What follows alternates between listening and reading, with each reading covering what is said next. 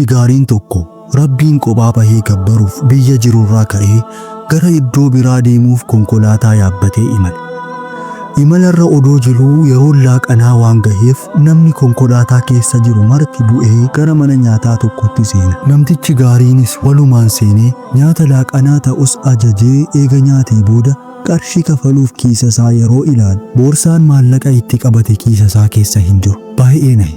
Edaa boorsaa maallaqaa sana hatamee jira.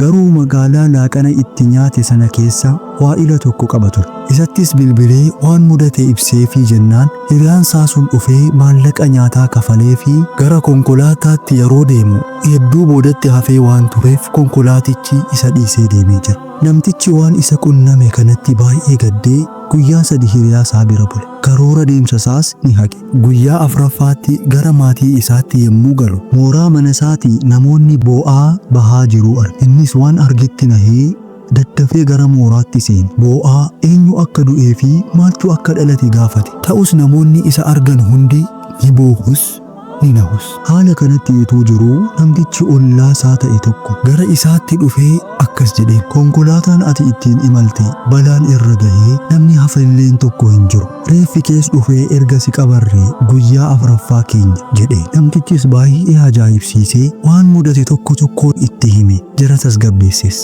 Sana booda waan mudate tokko tokkoon jara gaafate. Namtichis akkas jechuun deebiseef, balaan qaqqabe hamaa waan tureef reeffa namootaa addaan baasuu hin dandeenye. Reeffa kees kan nuti barreen boorsaa kee maallaqaa kiisa kee keessaa argineeni jedheen.